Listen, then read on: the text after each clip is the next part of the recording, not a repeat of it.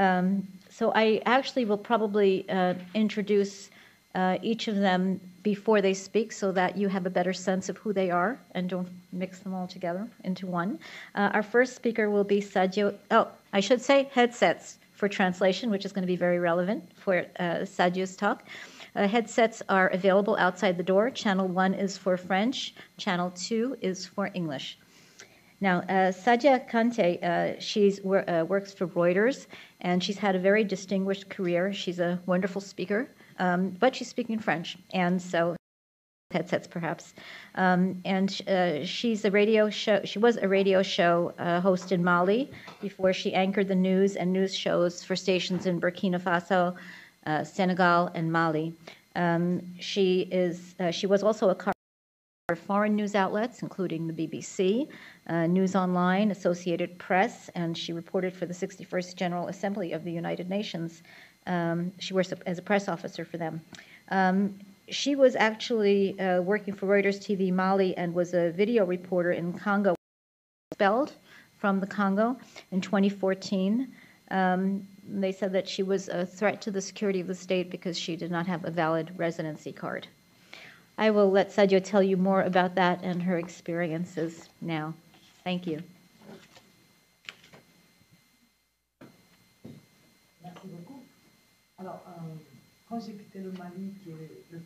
Microphone.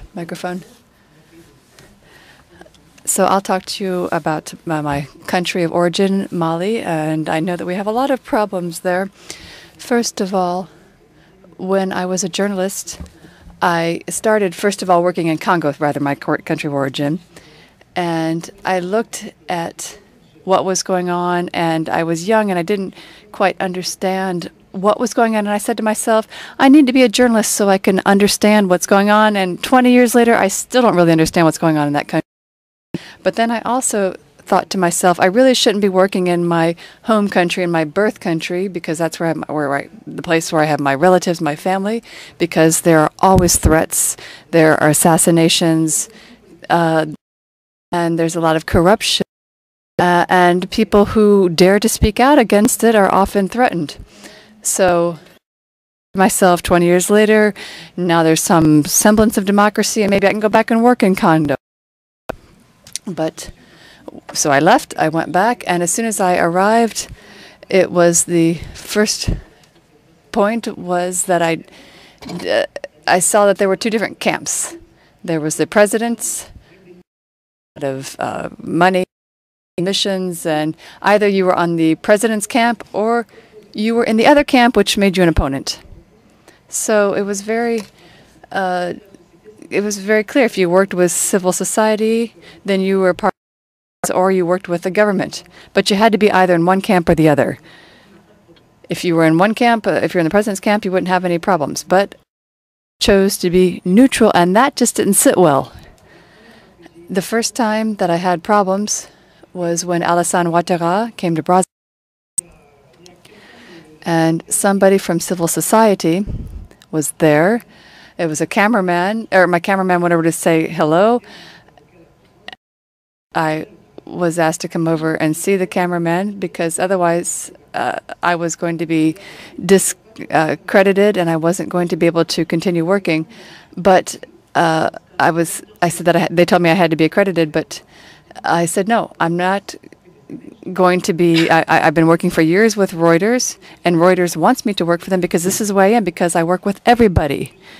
And I'm sorry if your country doesn't have democracy, but if you've got opponents, you have to go and look for opponents. That's what makes you a really democratic country. If you don't have any opposition, then it's not a democracy. So that's where all my problems started.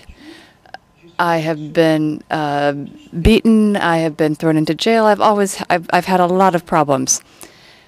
And the issue is that in 2001, during the Day of Francophonie, of the country, Denis Sassou Nguesso, said that there is freedom of press in Congo and that the press was free. But from 2001 to 2015, so 14 years, not a single law was passed to protect journalists in Congo, not a single one.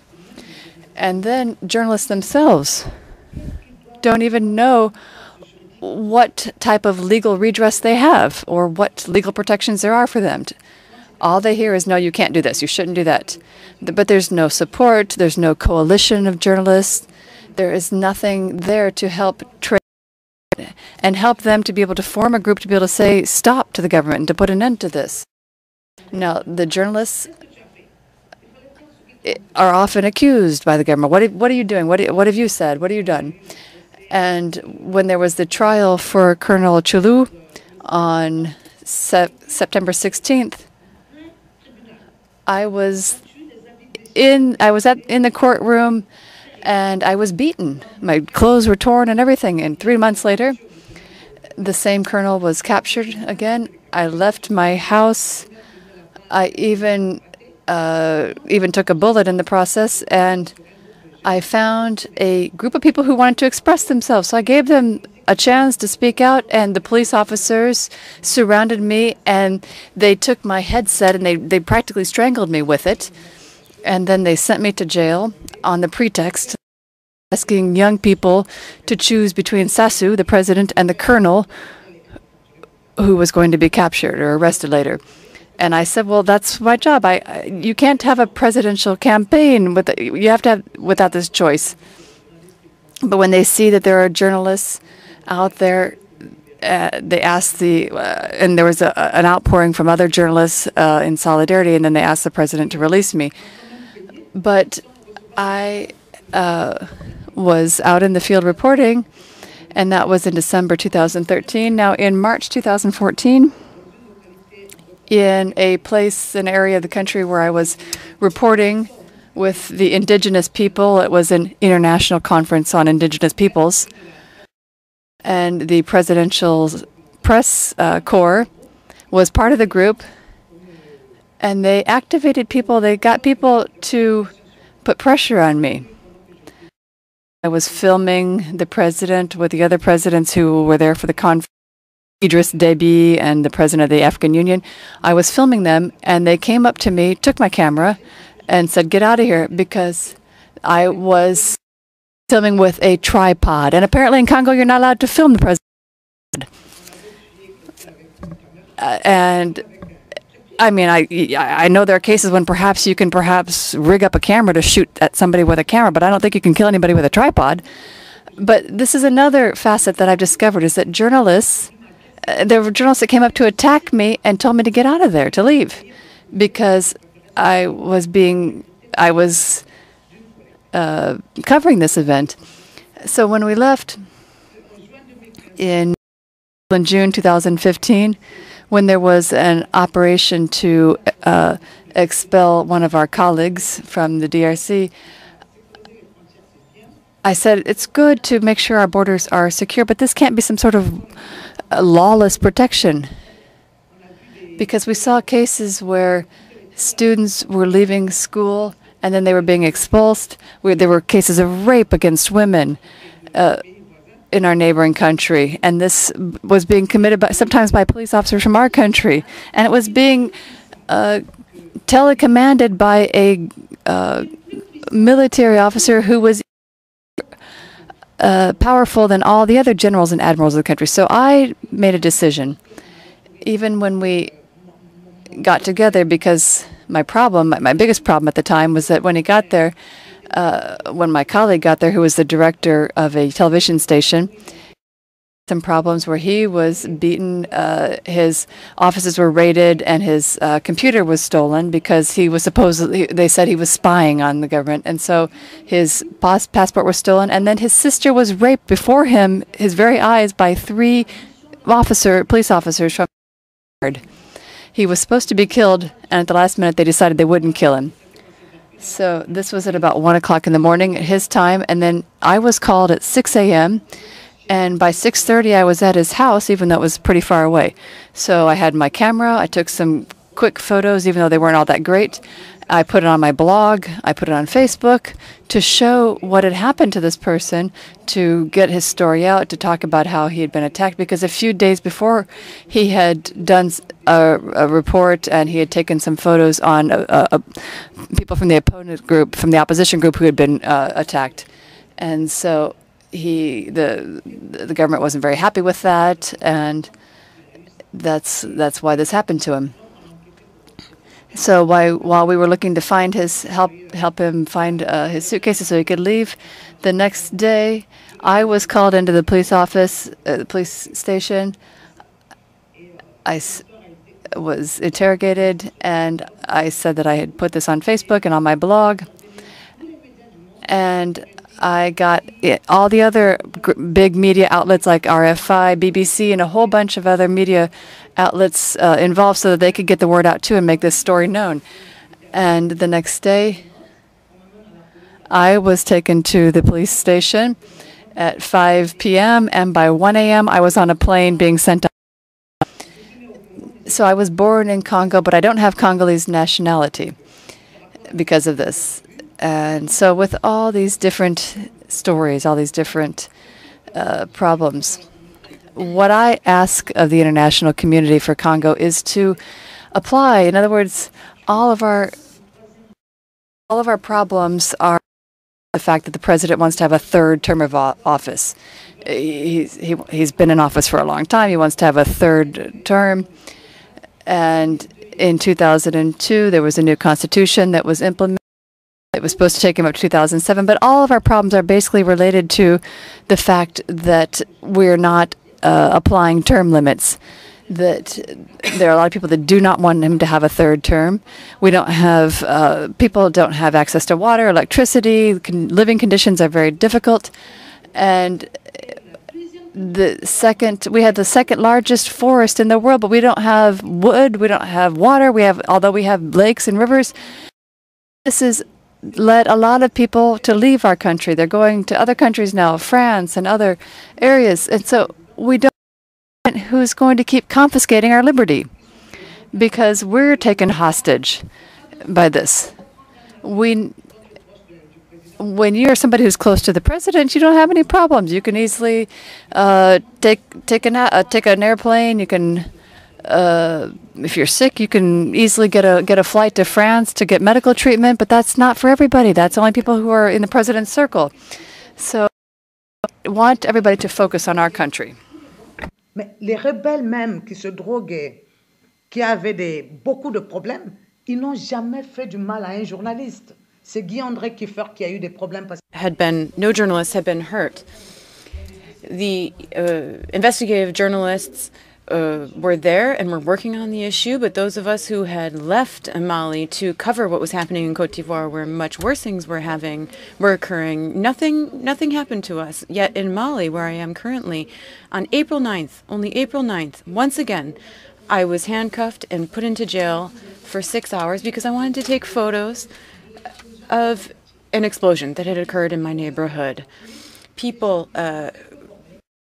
the issue being that there are poorly trained individuals who are now part of the military, part of the police forces, and what I am asking and what I asked of the Congo, in fact, when I was poorly treated there, I asked that in terms of press freedom, that it be very clear that all police officers receive all of the provisions of the law of the press so that we were all aware of the law and not in a situation where we know that in Senegal, for example, this or that could happen, in Congo, this or that could happen. It's structural, the issue in the Congo. We need to really focus on the Congo to get back in line. Thank you. Thank you so much, Sadio. Next, we're going to hear from Elie Smith. And he is from Cameroon. He's been working as a journalist since he graduated from the School of Communications in Nigeria in 1995 in Jos, Nigeria. He's worked in France, Cameroon, and the Congo for both print and electronic media.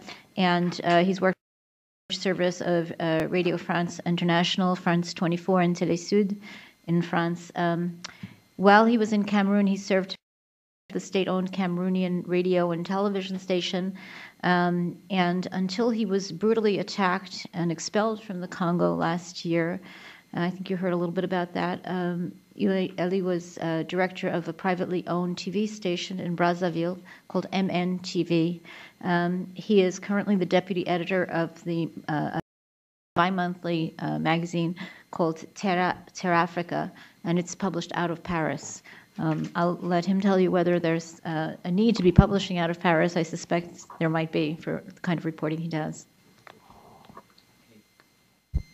Thank you very much, and thanks for being here. First of all, I would like to, I'm very happy to be here with Sadio Kante, because in the Congo, Brazzaville in particular, it's very difficult to have women journalists, and Sadio Kante has suffered a lot. And I sometimes feel very bad for her because there are two things. I feel bad for her. I feel bad for my younger sister who was gang raped in front of me, something difficult. But it is also because Sadio had the courage to come and cover the armed robbery that took place in my house on the 10th of September last year, that I think it was like the icing on the cake of what harrowing experiences that she has suffered in Congo. And because we have female journalists like that in Congo, so courageous as she is, and Sadio has suffered a lot.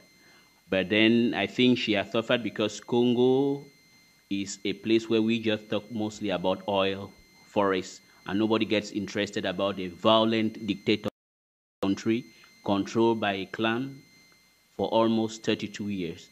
And I think it's going to be more virulent again, the pressure on the press. The last free press standing in Congo is called La Voix du Peuple, and the publisher is called Guy Milex Bonzi. I think today is Tuesday, and I think by next week, the paper is going to be suspended, and perhaps Guy Milex Bonzi will be in jail. In Congo, and as well as in Cameroon, as I've discovered, in Congo, I began having problems simply because sometimes I start doing investigative journalism. For example, you cannot always celebrate when out of your investigation, somebody loses his job. But I can be happy to say, for example, in Congo, the head of a bank called LCB, La Congolaise de Banque, the director was called Maslumi. Because of the investigation we did, today he's no longer the general director of that bank, because alone with the daughter of one powerful minister in that country, they stole 2 billion CFA franc. And I discovered that because I went to a bar one day and I met her, officially, but she was out of jail, just walking around. And then she boastfully said that officially she's in jail, but she's out. And then we took a photograph, and I came and I posted it on Facebook. And the other thing, that is how Congo is. And the thing is done by one man called General Jean-François Ndenguet. He's so powerful that he does whatever thing he wishes to do. The police in Congo, he has created a special unit called Groupement de Répression de Banditisme, like a special unit to fight against criminality. It is his own private militia that goes from house to house. He can rape as they did what they did in my place, and nothing is going to happen. He has not just done in my place, he has done that to a number of people. And in Cameroon, that I was expelled 6 months ago. I've also discovered that if you are in Cameroon, if you compare the standard of freedom of speech in Cameroon with, let's say, Congo, Equatorial Guinea, Central African Republic, Gabon, you might think that Cameroon is better. Because, for example, if the number of newspapers and television stations were a benchmark for freedom, then Cameroon is perhaps paradise, but it is not. You have 500 newspapers, you have about 100 TV stations, but the reality is that the proliferation is because the government wants to control the press, have her own number of journalists and newspapers. They have introduced a new law against terrorism, because I think that thing, the fight against today has become a kind of veil whereby most African governments hide behind to prevent the freedom of speech. And in that cause, if you want, for example, most often they talk about Nigeria, about Boko Haram. What people forget to understand is that the number 2 in command of Boko Haram is a Cameroonian, that a whole section of Cameroon is in the far north of Cameroon is controlled by Boko Haram. And when you want to report about it, you run into problem. We have already 3 journalists, 2. One is a lecturer at the University of Yaoundé, and the other one is a reporter with the Mutation newspaper, and the other newspaper is called Messenger. They have been suspended from working simply because they had tried to give a fair report on the reality of the field in the north of Cameroon, where you have, like most African countries, you have an official army, but within the army it's divided into 2. you have the presidential guard, well protected, well armed. For example, in Cameroon, to fight against terrorism, you can't, because the president has to give the orders in order for the airplanes to be used to go and attack the rebels, because he is afraid that if he has a free hand, maybe he's going to be overthrown. And in Cameroon again, there is a new law, finally. The new law that is being put in place is a law that is in preparation for 2018 presidential elections. Paul Biya has been in power for 32 years, and he really wants to come to power again, so that he wants to run for elections again. So it is a country whereby you can speak whatever you wish to, but there are some red areas, some red lines that you cannot cross. And it is a country where you have two constitutions. That's the only country I've seen. You have the Constitution of May 1972, and you have the 1st January 1996, which is applied variably. It depends. If they discover that what you're doing is good or not good, they might use both laws to have an influence over you. And to conclude, if we want to help investigative journalism, is to also help them to have the financial independence. And it is also important that those people who are against the press should be named and shamed. They should have their names publicly published and shamed, because if you don't, they will continue doing what they are doing, the same as, for example, Jean-Francois Ndenguet, who is the head of the police of Congo, does in Congo and goes out willy-nilly, nobody says anything. Or even in Cameroon, where you have the Minister of Communications, who thinks that he can do whatever thing he wishes. The last law is that Cameroonians don't have the right to report or relay an information from a foreign media, simply because Le Monde said Paul Biya, the president of Cameroon, was sick, which is true. He's 89 years old. But they don't want the local media to relay such an information. So I think is to name and shame those people, try to help those individual medias to have a kind of financial autonomy. Because one of the reasons why our journalists sometimes are being controlled by the state is because most often they don't have the means of livelihood to live independently. Thank you very much. Thank you, Elie. Thank you, Elie. When you have a situation where you have a country that is repressive and doesn't tolerate or even comprehend the idea of neutrality and an independent press, but you do have these other options. Media, you have a diaspora that may be in many countries that would be an audience for the material that you want to publish. Does that sort of open another avenue for you? And also, how is it received back in the home country? In other words, if there is something goes viral and it's, a newspaper won't publish it, but it is on YouTube, for example, or it's on Saware's website, does that actually echo back and have an effect? Or is it, well, if it's not, The Guardian or the BBC, it didn't happen, like received? Sadio? Well, that's a very important question, because for me, for example, I work for an agency where I don't even have a signature, because if there's a film that I help produce, we don't say it doesn't have my name on it. It's just being transmitted by France 24, another agency. So the public doesn't know what I do because they don't see my name on it. But I'm very interested in this, and I am on Facebook. I'm on different social media, and I think that it's extraordinary the power that you can have. That I'm outside of Congo. Anybody who needs to speak, who's in the country, goes through me. So, for example, there was the case of a deputy and his advisor who was involved in a case of rape of a daughter of another politician, and I made a video to show that this was a conspiracy. The girl wasn't even barely 12, 13 years old. There was a conspiracy, and then they created this whole story, and the rapist, who lived in the family of the girl, he was a relative, and the minister who was playing this game they had the people had all kinds of documentation of me so that I could publish it on my Facebook, and I'm still attacked, I'm threatened, I'm called all kinds of names, I'm insulted, and I can deal with that, I can tolerate that. What I want is for the truth to get out. I want people to understand that a minister is not there to use his power to abuse public funds or to abuse his public office, but he has to have a certain morality.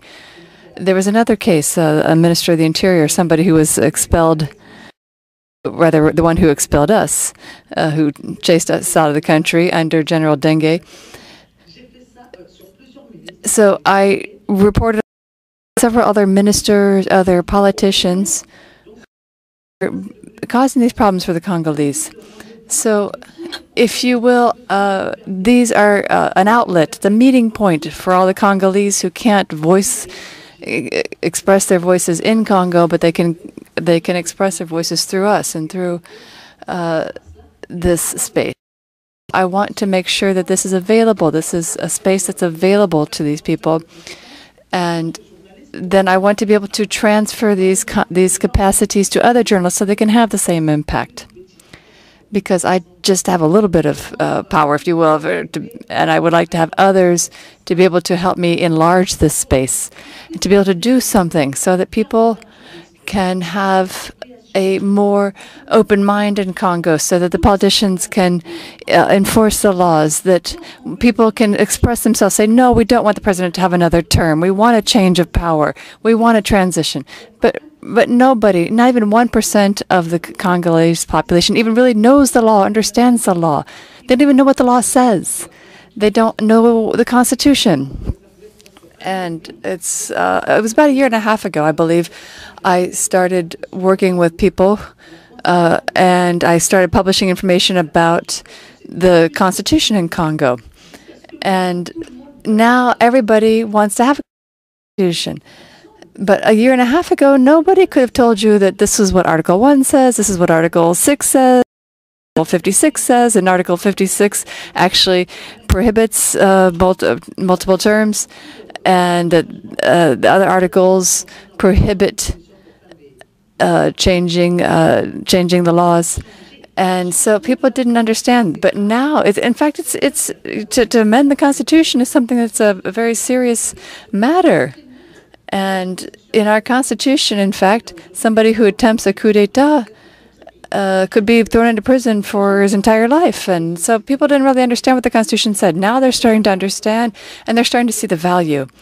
Because we have been in many situations. For example, we had the case of somebody who was kidnapped, and they were asking for a ransom. And what they do is they start corrupting people, and they try to get money to buy vehicles, to get plane tickets, to go do business outside of the country.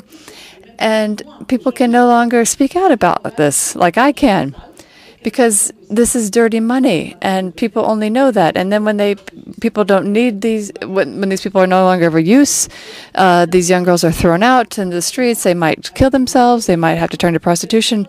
So somebody like me at my level, I don't want to finish my life like this, have to turn to prostitution. So I want to be able to transmit my education. I was lucky enough to be educated. I want to be able to pass this on to others and to other young girls so that they can follow the same path. So I think that we need to make sure that there is more space for media, that we can't have this situation where media all are considered to be in camp. And we need to come together. We need to have a network. We need to have a site maybe where they can come together on Facebook so that we can help the population and the journalists to be able to really take ownership of democracy in our country. Whether we're talking about sort of being put in a position where you're under attack for essentially trying to do your job, and you set out with the idea that, you know, you're new and you're trying to investigate something, and you don't really have a dog in this race, you're just reporting. And I'm kind of curious, when you are in a position where you're frequently beaten, where you see your sister raped, where you're harassed and attacked, and essentially there's a destroy you, does it become difficult to sort of speak the same language as reporters elsewhere in the world? Like, wait a minute, the conventions of journalism don't seem to apply here because the government is playing by a different set of rules. So it's very hard to sort of an independent, disinterested observer when I know so much about how they operate. Yes, it is sometimes it's very difficult to operate in such an environment where you are constantly threatened, and most often you have a choice. It's either you toe the line or you decide to continue being independent at your own risk and peril. And the paradox with me is that I have to be honest about it. I was working as the director of a television owned by the elder brother to the. But what really annoyed me was that you cannot live in a country where you have a handful of, let me say, about 10 or 15 people controlling the wealth of an entire country. For example, the bank I'm talking about is LCB. If you look after the shareholders of the company, you discover that it's owned by the head of state of the country. And it's very difficult. So at times, we are human beings, you have to choose of saying the truth and knowing the consequence that is going to happen. Because in Congo, for example, they will carry out a campaign of calumny. For example, personally, they said on television that I was an agent of the CIA and the DGSE of France, which makes that when you say in a country which has a Marxist ideology, I'm an enemy of the population. But fortunately in Congo, I didn't do anything extraordinary, because if today really admire what I just did, basic journalism, because I just did that. For example, on our television station, it was the first time in Congo for quite a long time when you bring somebody like Sadio Kante, presented like somebody who is mad, a drug addict, which is not true. It's just a campaign because she has a courage. We have a country where women don't have any right whatsoever. They have destroyed women in that country. They don't have a spirit of independence. It's difficult. You can go to Congo and see. It's difficult to see an independent-minded lady in Congo. Whereas if you go to countries like Senegal, Nigeria, Cameroon, you see very independent journalists doing things. But in Congo, women have been bought over by money. They don't have anything to do. The aspiration of any Congolese lady is to become the fifth or third wife of a minister or somebody who has. But I decided that when I was there at MN Television that everybody in Congo has to express his or herself. If you are, whether you are from the majority, you are from the opposition. And that is the simple reason why I had that problem. And even the thing is, it is on the 7th of September, I was sent an SMS that if you think you are the only journalist in this country, we are going to kill you. And I thought it was a joke, but I said, anyway, there's no problem. As long as you like to live, I also like to die. And on the 10th, it happened. And even as it happens on the 10th, I went around, I published another story also, because Facebook is really helping in Congo about the problem of constant power failure. The same person sent me another email saying, okay, we have just raped your younger sister. The next person who is going to be raped will be you. And I said, well, that you have pushed the button too much. So I now made like a bluff. I told him that I know whom you are, and I've identified the computer you're using. And out of fright, he wrote back to me to tell me, no, look, excuse me, I am not living in Congo, I'm living in France. The person who is ordering those things against who is called Jean-Francois Ndenguet, director of the Congolese National Police Force. And he has told me that on several occasions. He told me that I am going to expel you from this country and nothing is going to happen. He has been doing that and nothing happens to him, simply because they have been in power for so long and they do whatever thing they wish to do. But it's a matter of choice. I think we need sacrifices that you need to work for others in order to liberate a majority of people.